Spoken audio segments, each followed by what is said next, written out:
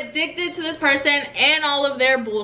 Hey guys, it's Curlytashh. Welcome back to my channel, and if you're new here, make sure you hit that subscribe button to join the family and turn on your post notifications so you are notified every time I post a new video. As you can tell by the title, today's video is going to be talking about toxic relationships, and then at the end of the video I'm going to be telling you guys major red flags that you need to look out for so you will not get into situations like this. Okay, the first thing that you need to ask yourself is, what are you getting out of this relationship? Are you depending on this person to fulfill your emotional and your psychological needs?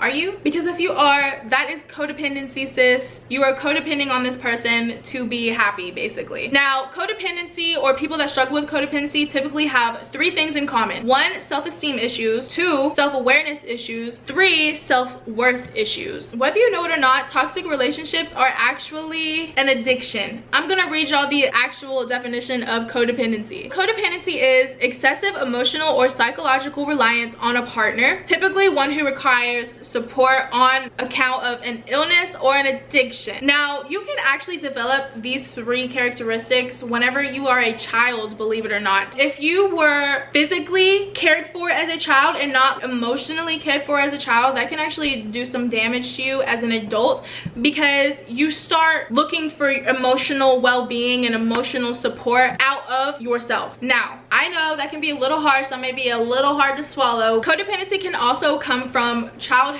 trauma. Trauma sometimes can be something that we block out as we get older. Now let's take a look at my background history. I grew up in a fairly decent home up until the point of time when my stepdad had his heart attack. I think I was in 5th or 6th grade, and just from that point in time on, he became very bitter and mean. So of course our house became very tense. Everybody was walking around on eggshells. It was so like toxic up until the time that my mother actually got in contact with my biological dad. After that, everything switched. My mom ended up leaving my stepdad, and we ended up moving in with my real biological father, who I did not know for 13 fucking years. I did not have my biological dad. He bounced whenever my mom was pregnant, and that's whenever I really started seeing the toxic, like, in and out relationship type of pattern. So yeah, I grew up seeing a toxic relationship. Now, not to put my mom's shit out there, but she wasn't the most like stable person. She was struggling with bipolar and depression. Me and my mom never talked, so I didn't know what it was like to talk to people. I've never felt that security to be able to talk.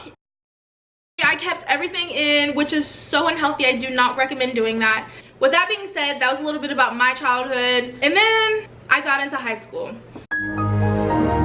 And this is the part where, like, everybody that I went to school with in high school, they probably know the tea, because a lot of them saw it happening. I was a sophomore in high school. Let's just say towards the end of the year, I just remember coming in contact with this person, and it really should have been just a conversation. It never should have went any farther than that. Physically, I was abused. Emotionally, I was abused. Mentally, holy fuck, mentally I was abused. I'm not gonna get too far deep in this person's personal background history, but let's just say that they do have a lot of toxic shit in their life too. Physically, I was abused. Emotionally, I was abused. Mentally, holy fuck, mentally I was abused. Now, the reason I found myself in this relationship for so long, I did not have any boundaries. I literally let anybody say whatever, do whatever they wanted to me, because I had no fucking backbone. That wasn't like taught to me. I didn't grow up having somebody teach me, like, this is what you do and you do not allow. Okay, nobody sat down and had like that conversation that needs to be had with their kids. That's why I'm so happy and blessed that I'm in the position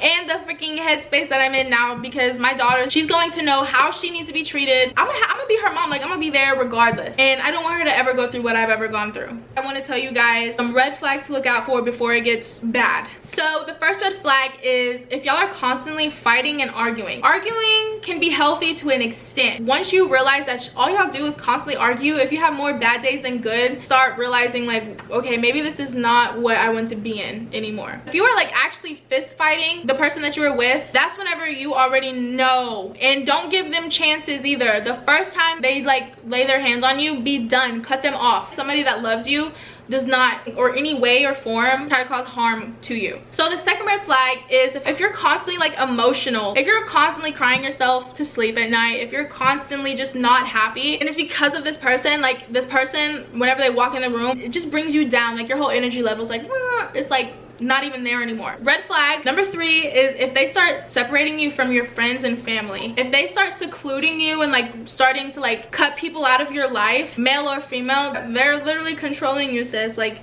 they're pushing people away so you have nobody to go to. Red flag number 4, they tell you like, I don't like your hair being like that. You should wear less makeup. You shouldn't wear those shoes. You shouldn't go out with her tonight. You should just stay home. Or you shouldn't eat that. Like if they're literally trying to like be your mama or your daddy, cut them off, because that is so unhealthy. If you cannot communicate with the person on a mature level, then you need to leave the relationship, sis. If you're always down, if somebody is causing you to like not have your happiness, then you need to bounce. If you're feeling insecure within this relationship, you should probably just leave. If they cannot reassure you, now I'm gonna tell you guys some tips that's actually gonna help you just get out of it. Like, just get out of it. If you come to realize that no matter how much attention you give this person, no matter how much love you try to give this person, that person's always gonna be broke.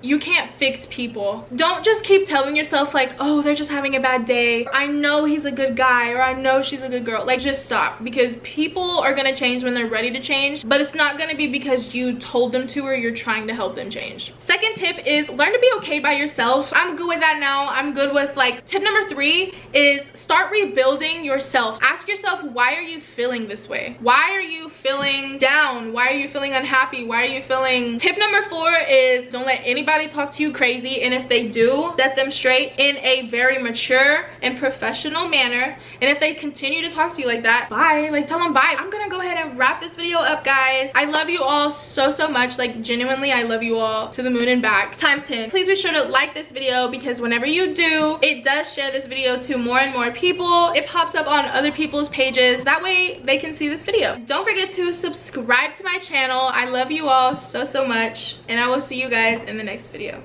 Bye, guys.